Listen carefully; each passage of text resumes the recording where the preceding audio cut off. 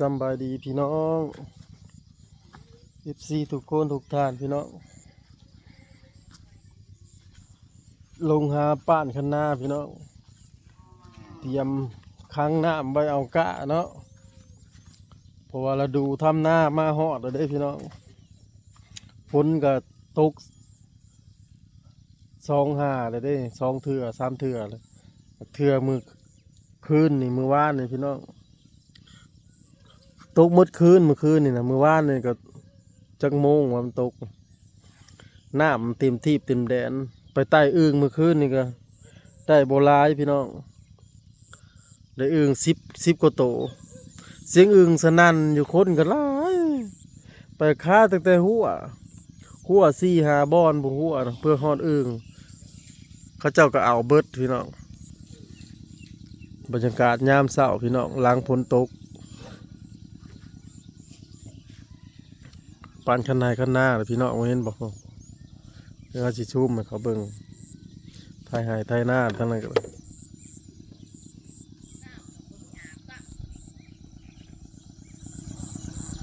นี่แหละพี่น้องโมยลูกเคยลาบ่เฮยนั่นนะโมยลูกเคยลาบ่ไทยน่ะ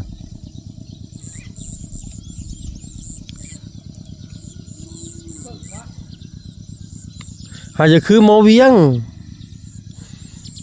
หน้าทงใกล้เฮาพี่น้องทงบ้านเขาเจ้าไทยหุดตะกะไทยหุดหน้าไว้อันนี้นี่พอบ้านเพิ่นก็มาป้านข้างหน้าเลยเห็นบ่นะนี่นะพี่น้องหน้าทิศเฮานะพอบ้านลุงแบะนะไผก็เตรียมแล้วเพราะว่ามันเดือน6เลี้ยงบ้านแล้วก็เตรียม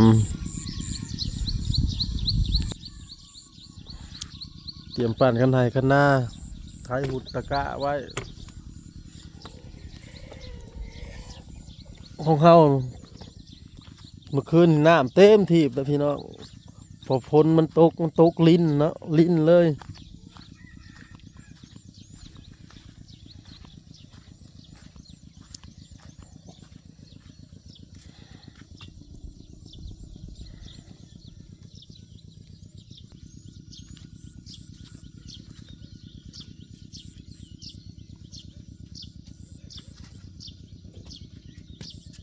สบายดีพี่น้อง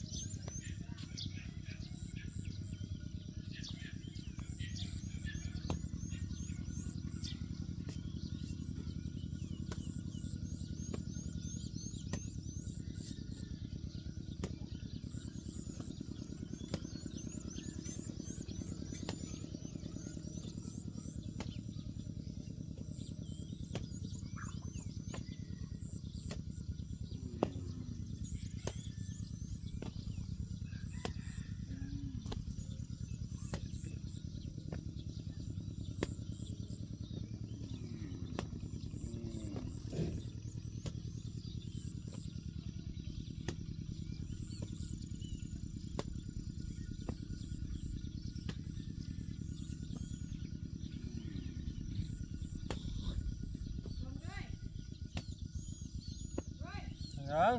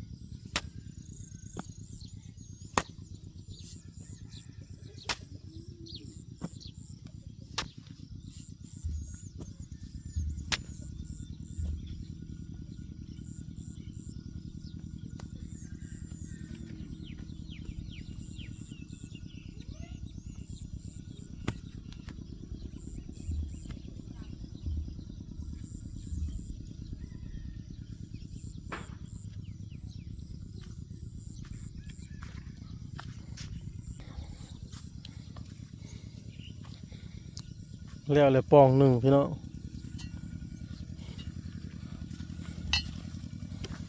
ปล่อยงัวกันเด้อบัดนี้พี่น้องด้าเจตวนสิมาเอาเสียรถไทยมาแก่เอาหัวพี่น้องไม่หัว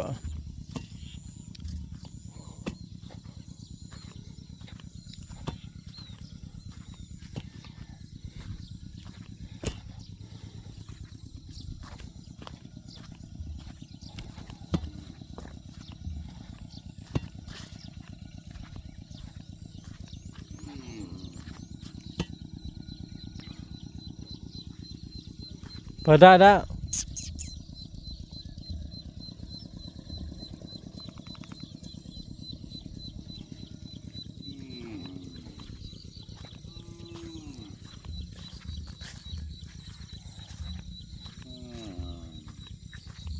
มูบูอยู่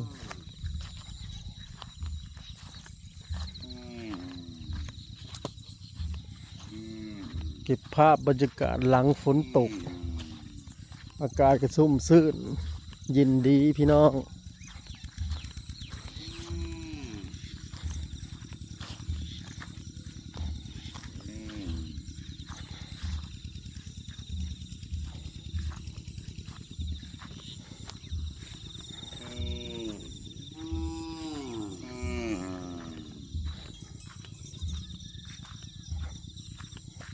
ในดิเทกเอาเขาเคาะเมื่อคืนต้นข้าวโพดเหลือแต่ต่อบัดนี้พี่น้อง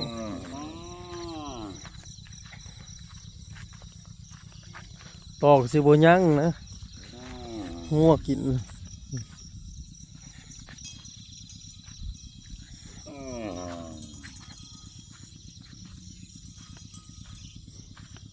ฮู้ฮู้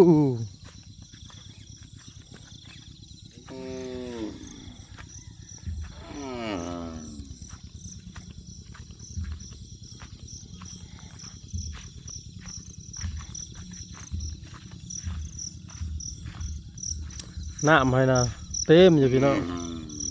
เพราะว่าน้ำตะคองมันไหลลงมาเด้เขาเกลือน้ำตะคองไหลเขาทุ่งนา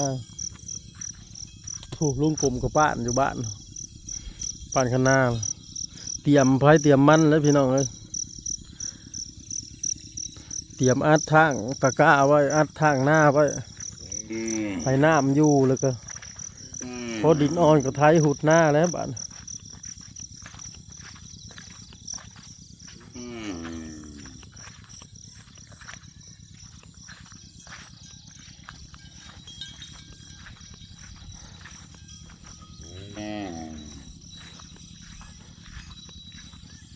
เออ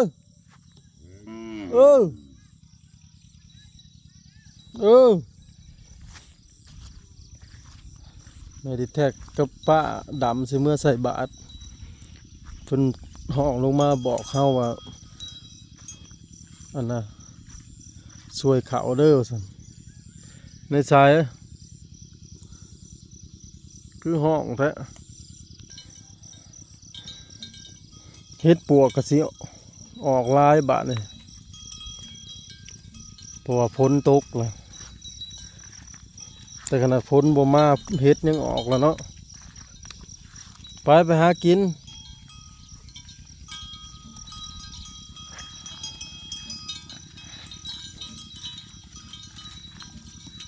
เหลือ8 โตพี่น้องงัวเฮาด่าเอ้ยด่าเอ้ยไปติดสาวจนจ่อย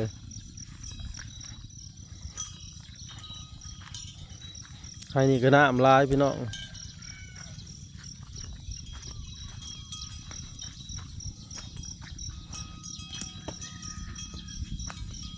พอเรื่องไปใต้อึ่งเมื่อคืนนี่ไปช่องอึ่งนะมันอึ่งนะเสียงห้องมันลายอยู่พี่น้องเพื่อเข้าไปฮอดนะคนมันก็ลายเนาะเขาก็เอาหมดเลยเข้าผดโบจักในโมเมนต์ทินเข้า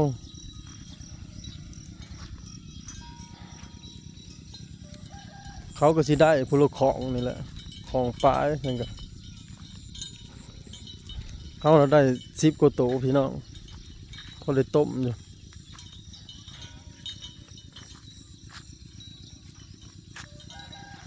หากินต่อนะ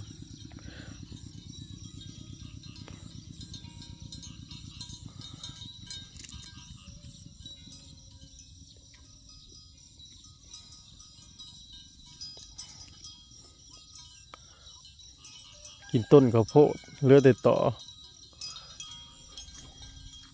เก็บภาพไปเพียงเท่านี้พี่น้องพ่อกันคลิปหน้าเนาะขอบคุณทุกกำลังใจเด้อขอบคุณคำติคอมเมนต์พอกันคลิปหน้าสบายดี